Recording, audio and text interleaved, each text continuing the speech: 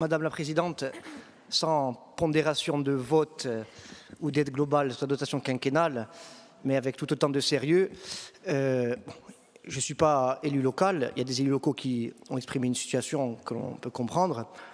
Simplement, premièrement, là aussi, on a parlé tout à l'heure des taxes en matière de fixation de taux, de coefficients, de tarifs. Là aussi, on est sur un domaine de compétences extrêmement résiduelles de la collectivité de Corse. Au plan institutionnel, je prends ma casquette de vice-président de la commission des compétences législatives et réglementaires, il s'agit pour cette Assemblée de fixer la clé de répartition du fonds de péréquation de la TAD. Bon. Donc, clé de répartition d'une taxe additionnelle collectée par l'État et reversée par l'État aux 360 communes de Corse. Première remarque, d'ordre institutionnel, jamais de côté. Deuxième remarque, d'ordre méthodologique, quoique politique aussi. C'est vrai, on entend là aussi ce que dit Paul Félix Benedetti, gouverner c'est décider. Mais nous on a pris une décision.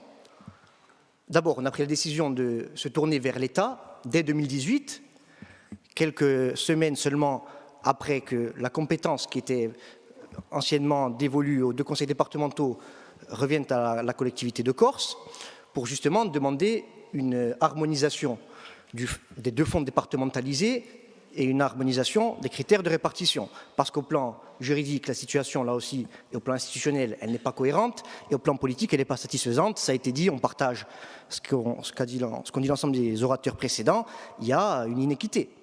Il y a deux sources d'inéquité. Dans le 2A, Pau-Monti, plus de ressources pour moins de communes. Dans le 2B, moins de ressources pour plus de communes.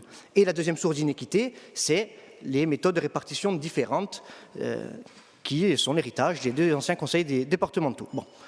Ceci étant, on a pris la décision de se tourner vers l'État, qui nous a dit qu'il fallait une évolution législative. Vous avez réitéré, Monsieur le Conseil exécutif, désormais en charge de ces questions financières, la demande de la collectivité de Corse. Vous avez également sollicité les parlementaires. Et deuxième décision, nous avons fait le choix de privilégier la méthode à l'efficacité court-termiste. Comment? En décidant de favoriser la logique de concertation ou de co-construction avec les communes, les associations des maires, la chambre des territoires, plutôt que de recourir à une décision centrale ou centralisée, verticale et unilatérale. Et souvent on entend que depuis la fusion des trois collectivités préexistantes, CD2A, CD2B, CTC, on serait dans une logique ultra-centralisatrice ou jacobine à Ajaccio ou à Bassi, ou sais-je encore.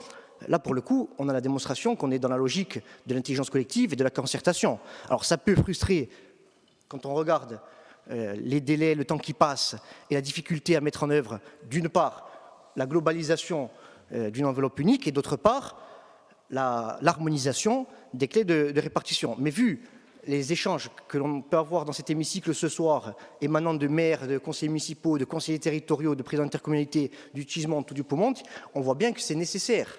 Et nous, on assume, Monsieur le Conseil exécutif, chers collègues, d'avoir privilégié la méthode de la co-construction, de la concertation avec les territoires et de l'intelligence collective à la facilité qui aurait été la décision unilatérale, verticale et centralisée, décidée ici, choisie ici par l'Assemblée de Corse. Donc, Monsieur le Conseil exécutif, on a quand même un sujet, c'est vrai, d'aller vers un fonds qui soit global, territorialisé, Louis le disait, on a un sujet, l'harmonisation de la répartition, mais en concertation avec les territoires. Nous, en tout cas, on y est favorable.